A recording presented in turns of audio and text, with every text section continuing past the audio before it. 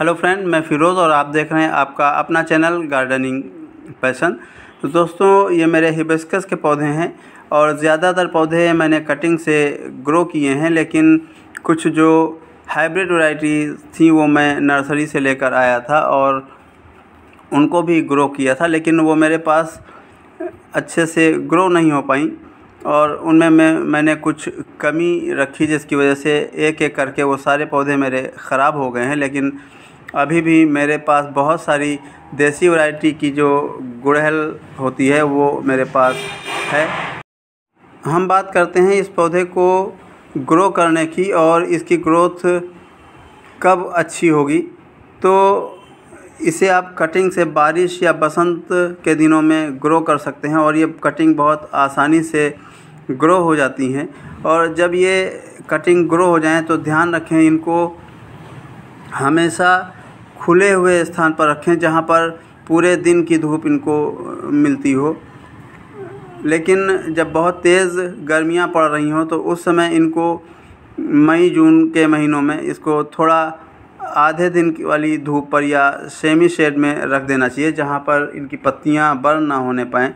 इसके साथ ही पानी की अगर हम बात करें तो गर्मी के दिनों में इन पौधों को थोड़ा ज़्यादा पानी देना पड़ता है, लेकिन बारिश और ठंड के दिनों में इनको आप जब मिट्टी इसकी 2 से 4 इंच तक सूख जाए, अच्छे से आप मिट्टी चेक कर लें तभी इसमें पानी दें, वरना ये ओवर वाटरिंग से भी पौधे बहुत जल्दी ख़राब होते हैं। ख़ासकर जो हाइब्रिड वैरायटीज़ होती हैं उनमें ओवर वाटरिंग बहुत नुकसान करती है।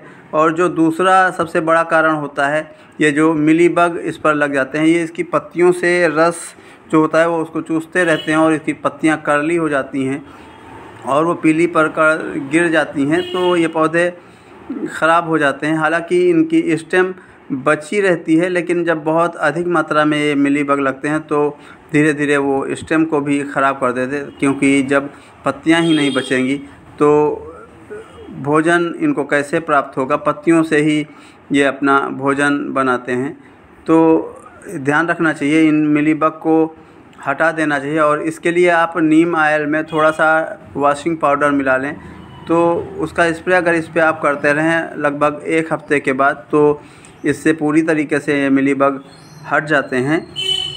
इसके अलावा इस पौधे को आप फर्टिलाइज़र के रूप में काऊ डंग, वर्मी कंपोस्ट या किचन वेस्ट से बना हुआ फर्टिलाइज़र दे सकते हैं। इसके अलावा महीने में लगभग 2 बार आप पोटास, डीएपी, बनाना पील का जो लिक्विड होता है, नीम खली का लिक्विड होता है, तो ये सब दे दें।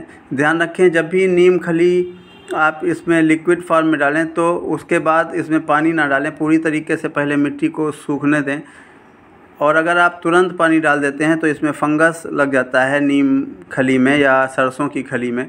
तो ध्यान रखें, जब भी इसमें नीम खली का लिक्विड दें या सरसों की खली का लिक्विड दें तो उसके बाद मिट्टी को पूरी तरीके से सूखने दें, उसके बाद ही दोबारा पानी दें।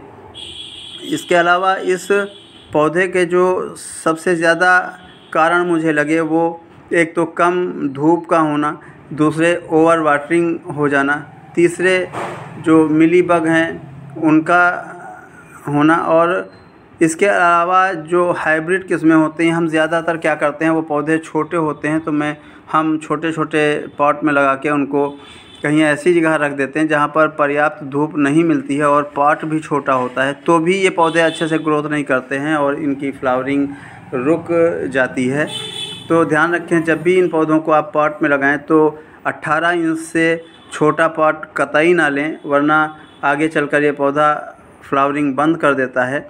और जो देसी वैरायटी के गुड़हल के पौधे होते हैं उनको कोशिश करें ज़मीन में लगाएं, बहुत ज़्यादा छोटे पॉट में ना लगाएं। ये देखिए, मेरा सफ़ेद रंग का गुड़हल का पौधा है और मैंने इसको 10 इंच के पॉट में लगाया है और मेरे पास कोई पॉट उस समय नहीं था, तब से ये इसी में लगा हुआ है और फ्लावरिंग भी कर रहा है, तो मैंने इसको नहीं हटाया है। लेकिन जिस दिन ये फ्लावरिंग बंद करेगा इसको मैं बड़ा पॉट दे दूँगा या ज़मीन में लगा दूँगा।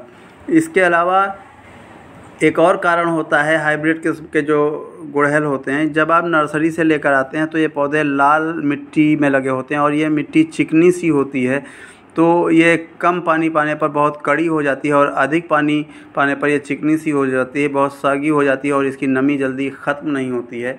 तो भी ये पौधे उसमें ग्रो नहीं होते हैं। इस मिट्टी को हटा देना चाहिए। इसी के साथ अगर मेरा ये वीडियो आपको पसंद आया है तो प्लीज़ लाइक और शेयर करें, मेरे चैनल को सब्सक्राइब करें। फिर मिलूँगा एक नई वीडियो के साथ, एक नई जानकारी के साथ। धन्यवाद।